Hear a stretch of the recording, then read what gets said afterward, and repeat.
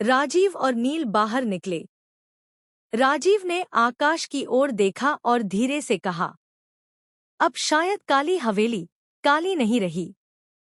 लेकिन तभी हवेली की सबसे ऊपरी खिड़की से एक परछाई झांकती दिखी। एक नई आत्मा जो अब जाग चुकी थी। आगे? यह आत्मा कौन है? क्या हवेली में किसी और की आत्मा ने अब जगह ली है? या ठाकुर का पूर्ण अंत अभी हुआ ही नहीं? काली हवेली का रहस्य भाग 2 अधूरी मुक्ति। अध्याय 6 मृतात्मा की वापसी।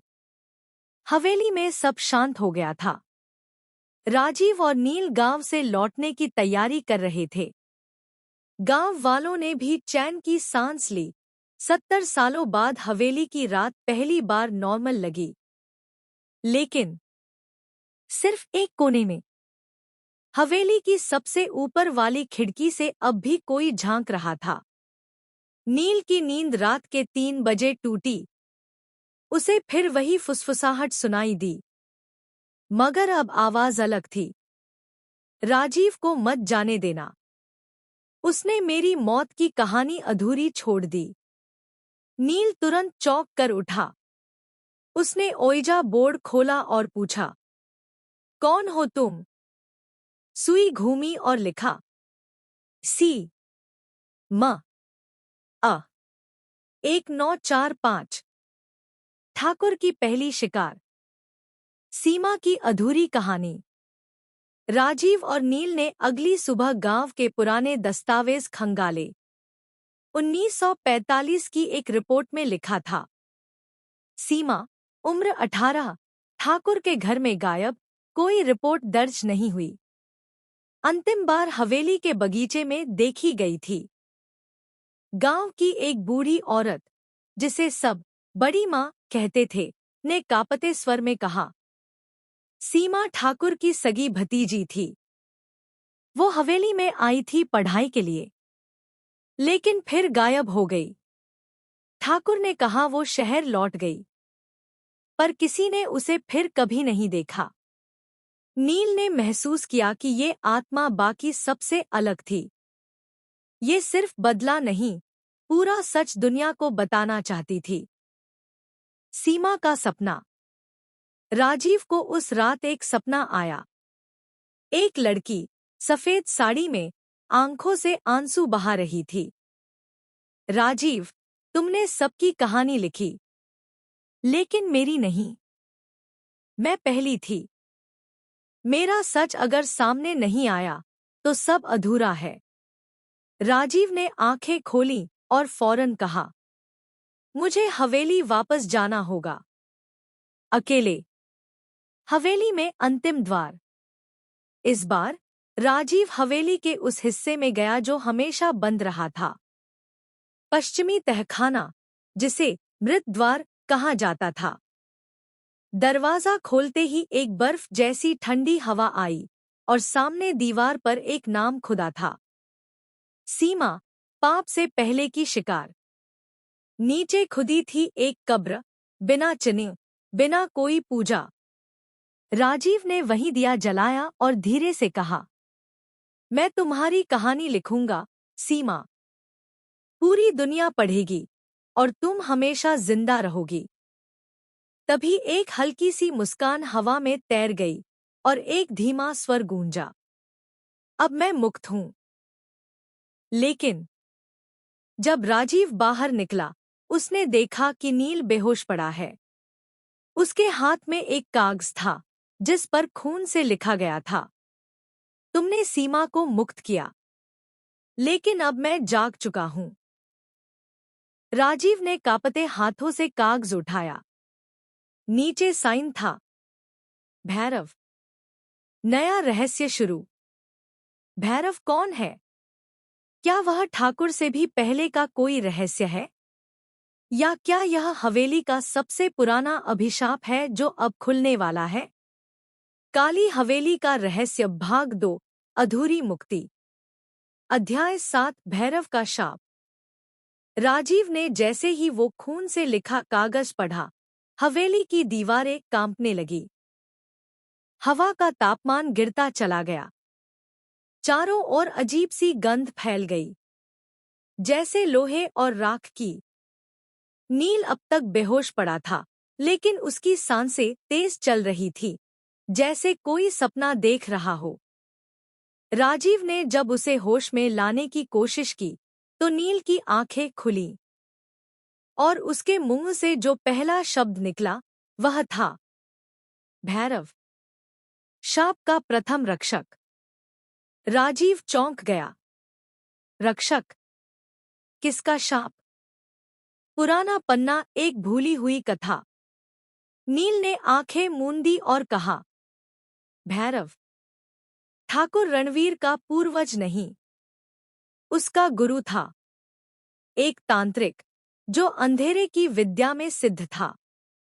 300 साल पहले काली हवेली के स्थान पर एक तांत्रिक आश्रम हुआ करता था, जहां भैरव नाम का एक सिद्ध पुरुष मृतजागरण, नेक्रोमांसी, साधना करता था। उसने मृत आत्माओं को कैद करना, बुलाना और नियंत्रित करना सीख लिया था। किंतु एक दिन उसकी आत्मा ही उस शक्ति में उलझ गई और वह एक अनंत पिशाच में बदल गया। भैरव का शरीर भले मर गया हो, उसकी आत्मा आज भी उस हवेली के नीचे कैद है और अब वह जाग रही है। हवेली के नीचे का दूसरा द्वार। नील और राजीव ने रक्त मुक्ति तंत्र के पीछे छिपे अंतिम पन्नों को पढ़ा।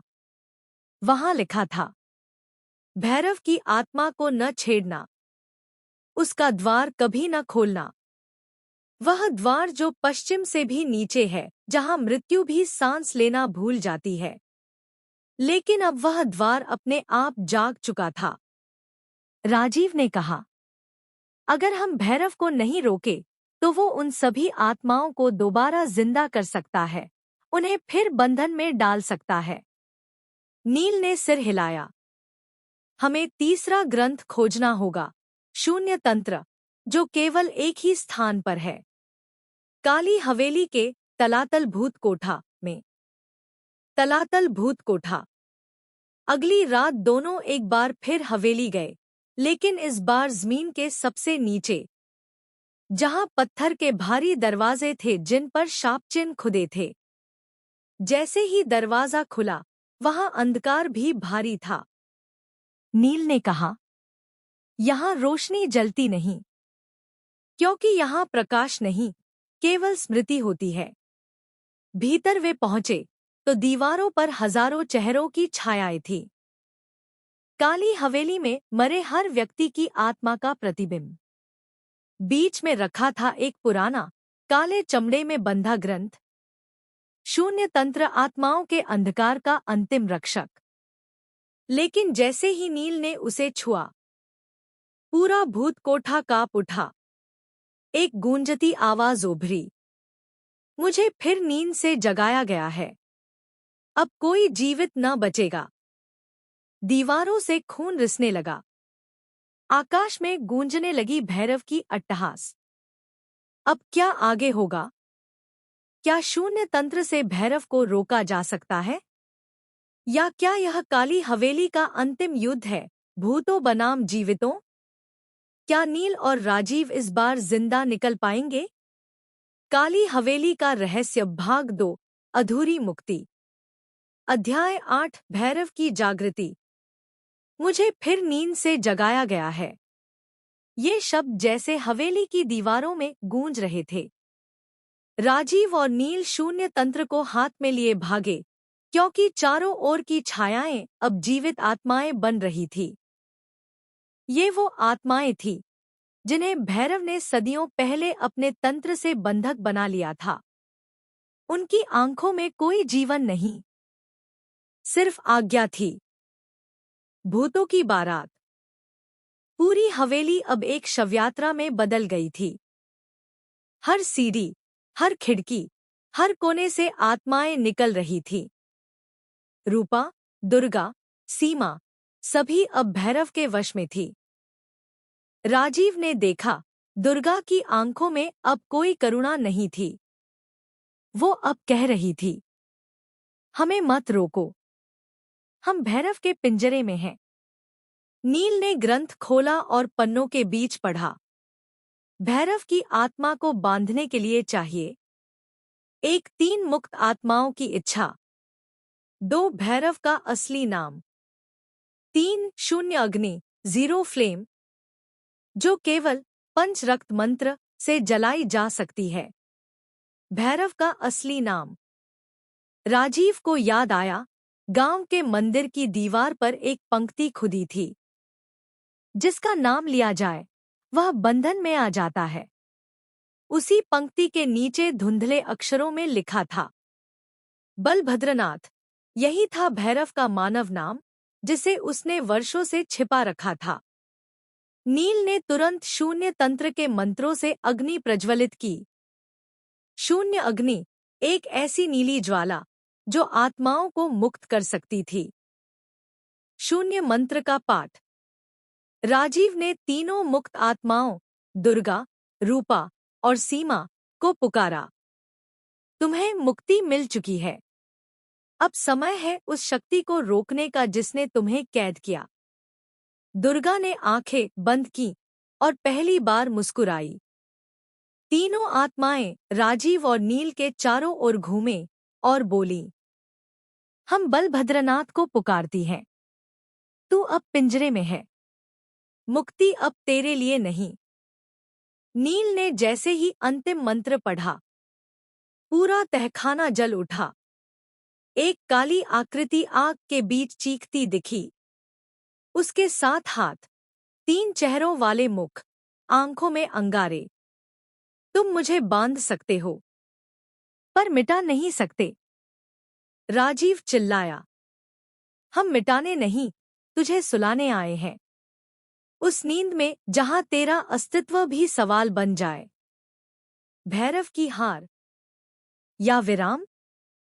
शून्य अग्नि की लपटों में भैरव की आत्मा धधक उठी।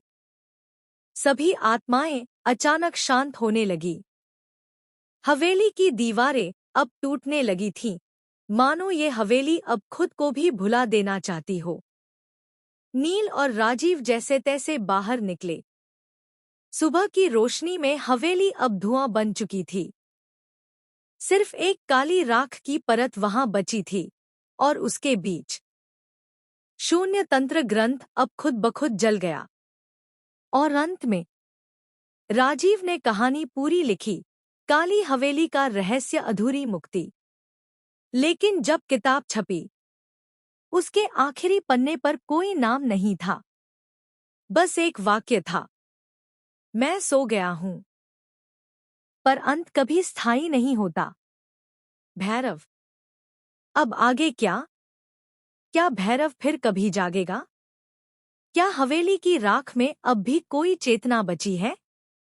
क्या राजीव और नील का अगला कदम अब दूसरे शापित स्थलों की ओर होगा? काली हवेली भाग 3, राख से पुनर्जन्म। अध्याय 1, भस्म का बुलावा। 1 वर्ष बाद राजीव ने काली हवेली का रहस्य नामक अपनी किताब की 10 लाख से ज्यादा प्रतियां बेच डाली थी। वह अब एक प्रसिद्ध लेखक बन चुका था। पर वह मुस्कुराता कम था। कभी-कभी रात में एक ही सपना आता। राजीव। राख अभी ठंडी नहीं हुई है। एक दिन उसे एक रहस्यमय पार्सल मिला। कोई पता नहीं, कोई नाम नहीं। अंदर थी एक पुरानी राख भरी शीशी और एक संदेश, जिसे तूने मिटा समझा, वो अब राख से जन्म लेने को तैयार है। मेरे नाम को तूने छापा, अब मेरा नाम तुझे जला देगा। बलभद्रनाथ। नील का लापता होना। राजीव भागा भागा नील के घर पहुंचा, लेकिन दरवाजा टूटा हुआ था। कमरे की दीवार पर खून से लिखा था, वह जाग गया है। मैं उसे रोकने गया हूं। अगर मैं लौट न सकूं, तो राख को कभी मत छूना। नील। राजीव ने शीशी उठाई, वह हल्की सी गर्म हो रही थी और राख के कण हवा में तैरने लगे थे। नया स्थान नरक कुंड। राजीव ने गांव के पुरोहित से संपर्क किया। उन्होंने बताया, भैरव की आत्मा को पूरी तरह जलाया नहीं गया था। राख के अंतिम कण नरक कुंड में गिरने चाहिए थे, पर अगर वो बच गए तो उसका रूप नहीं बचेगा, पर उसकी छाया लौट सकती है। राजीव को पता चला कि नील उत्तराखंड के नरक कुंड नामक स्थान पर गया है। एक प्राचीन गुफा जो केवल अमावस्या की रात को खुलती है। और आज वही रात थी। क्या होगा आगे? क्या नील अब भी जीवित है या भैरव की छाया में समा चुका है? क्या राख से फिर कोई नया प्रेतरूप जन्म ले चुका है? और क्या इस बार सिर्फ हवेली नहीं, बल्कि पूरा गांव संकट में है? काली हवेली भाग 3 राख से पुनर्जन्म। अध्याय 2 नरक कुंड की छाया। राजीव ने जैसे ही नरक कुंड का पता पाया, वह तुरंत वहां पहुंचा। पहाड़ों के बीच एक गहरी, घनी झाड़ियों में छिपी हुई गुफा थी। गुफा का मुंह लगभग बंद जैसा था, मानो कोई डरावना राक्षस अपनी जबड़े खोल रहा हो।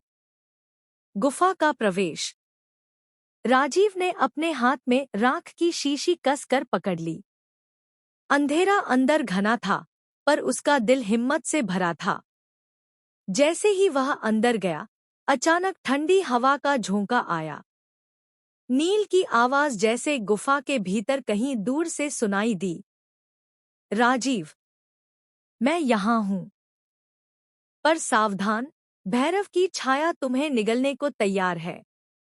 राजीव ने अपना मोबाइल निकाला, लेकिन स्क्रीन पर अजीब सफेद धुंध छा गई। फोन ने काम करना बंद कर दिया। भैरव की छाया। गुफा के सबसे गहरे हिस्से में राजीव ने एक विशाल काला सिलहूट देखा। उसकी आंखें लाल चमक रही थी। वह कोई और नहीं, भैरव की छाया थी। भैरव ने हंसते हुए कहा, तुमने मुझे भस्म कर दिया, पर राख से पुनर्जन्म तो मैंने पाया। अब तुम्हारे सपनों में मैं दस्तक दूंगा और उस आग में तुम्हें झोंक दूंगा जहां से वापसी नहीं। नील की खोज। राजीव ने गुफा में नील की आवाज की ओर बढ़ना शुरू किया। वह गुफा के अंदर कहीं फंसा था। अचानक उसे एक पुराना तांत्रिक चक्र दिखाई दिया, जिसके बीच में एक लाल टमाटर जैसी वस्तु जल रही थी। नील उसी के करीब था, पर उसका शरीर धीरे धीरे भस्म होने लगा था। नील ने कमजोर आवाज में कहा, राजीव, उस वस्तु को नष्ट करो। यही मेरी और तुम्हारी मुक्ति है। आखिरी संघर्ष। राजीव ने राख की शीशी से शून्य अग्नि निकाली और उस लाल वस्तु की ओर फेंका। वह वस्तु एक भयानक चीख के साथ विस्फोट कर गई। भैरव की छाया चीखते हुए गायब हो गई। नील का शरीर फिर से जीवित हो उठा। पर सवाल अभी बाकी है। क्या भैरव की छाया सचमुच खत्म हो गई, या यह केवल उसका एक रूप था? क्या भविष्य में और भी भयावह रहस्य राजीव और नील का इंतजार कर रहे हैं? काली हवेली भाग 3 राख से पुनर्जन्म। अध्याय 3 भस्म से साक्षात्कार। गुफा का विस्फोट खत्म होने के बाद राजीव और नील बाहर निकले तो उन्होंने देखा कि आसमान पर काले बादल छा गए हैं। एक स्याह धुंध ने पूरे जंगल को घेर लिया था। नील ने गंभीर स्वर में कहा, यह धुंध कोई साधारण नहीं है। यह भैरव की वापसी की छाया है। हमें अब और गहराई में जाकर उसका अंतिम रूप देखना होगा। वापसी की चेतावनी। राजीव ने महसूस किया कि यह लड़ाई अभी खत्म नहीं हुई। भैरव का असली शरीर कहीं छिपा था। एक ऐसा स्थान जहां राख से पुनर्जन्म हो सकता था। पुराने दस्तावेजों में लिखा था, जिसने भस्म को पुकारा, उसने मृत्यु को भी बुला लिया। नया रहस्य, काले धुने का मंदिर। गांव के मंदिर से थोड़ी दूर जंगल के बीचों बीच एक पुराना जर्जर काला मंदिर था, जहां लोग जाने से डरते थे।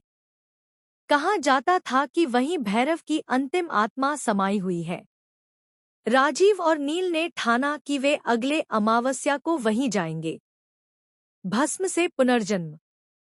वहां पहुंचते ही दोनों ने देखा कि मंदिर के गर्भगृह में एक विशाल अग्निकुंड जल रहा था, लेकिन वह आग भीनी सी और स्याही जैसी थी।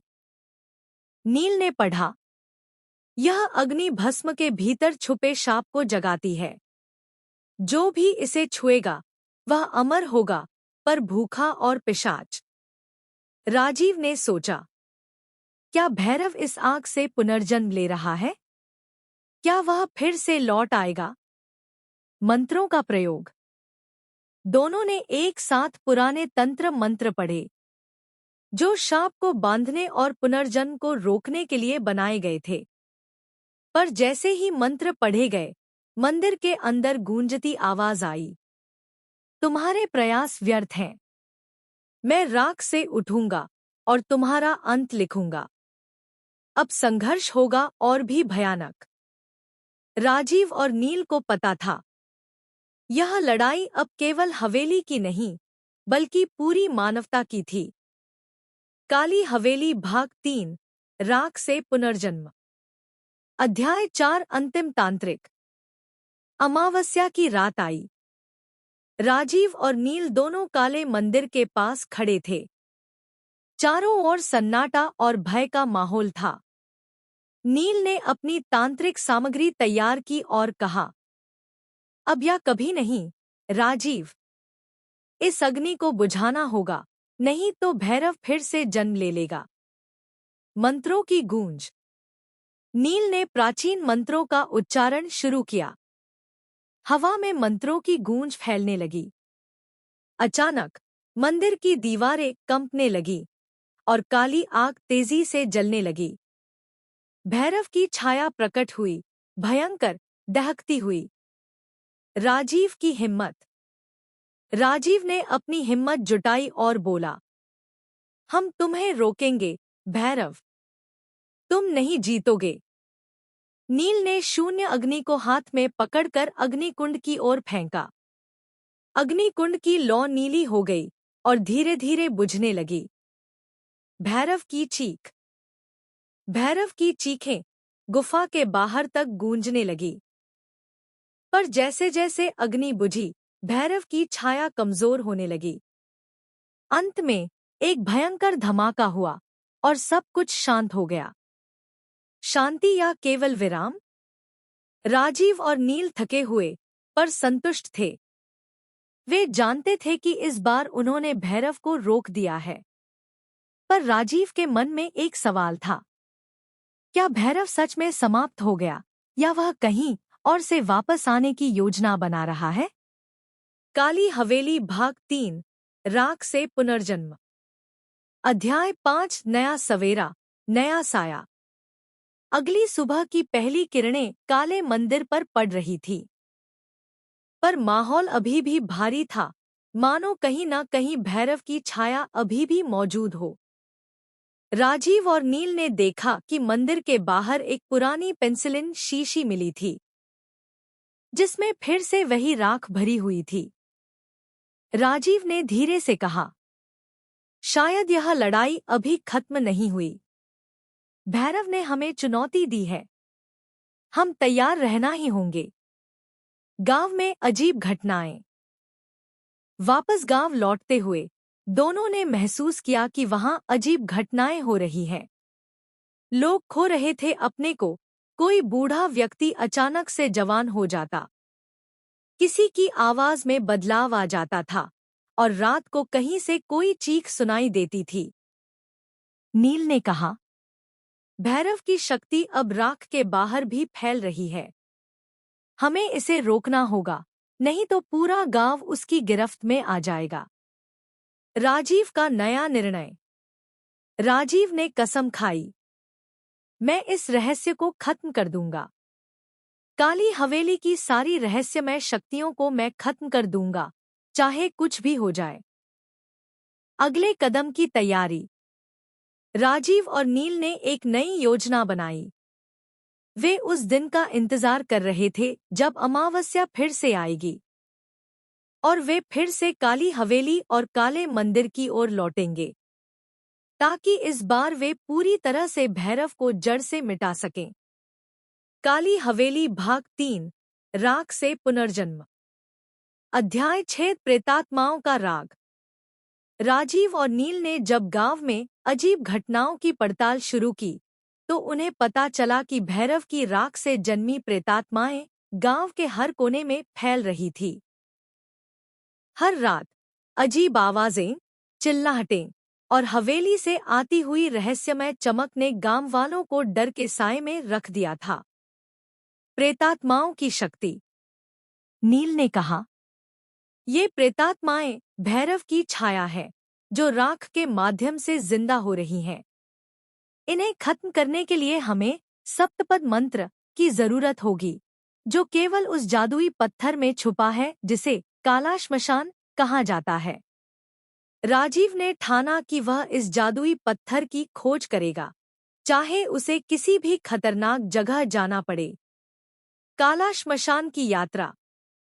राजीव ने नील के साथ मिलकर जंगल के उस हिस्से में कदम रखा जहां काला श्मशान का पता था। वहां पहुंचकर उन्होंने देखा कि वहां के पेड़ काले और सूखे थे और जमीन से अजीब तरह की भयानक आवाजें आ रही थी। जैसे ही वे अंदर बढ़े, कहीं दूर से एक धीमी और डरावनी धुन सुनाई दी, जो प्रेतात्माओं का राग थी। मंत्र और महाभयानक सामना। राजीव ने मंत्रों का उच्चारण शुरू किया, पर अचानक भैरव की भयानक छाया उनके सामने प्रकट हो गई। एक लंबा, भयावह चेहरा जिसमें आग जैसी लाल आंखें थी। छाया ने कहा, तुम मेरी आत्माओं को नहीं मार सकते।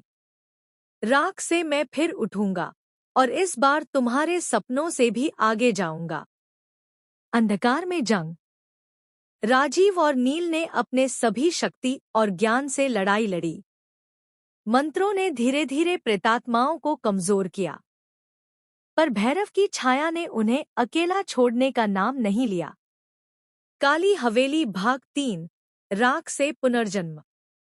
अध्याय 7 राख का अंत, अंधकार की शुरुआत। राजीव और नील की लड़ाई अब चरम सीमा पर थी।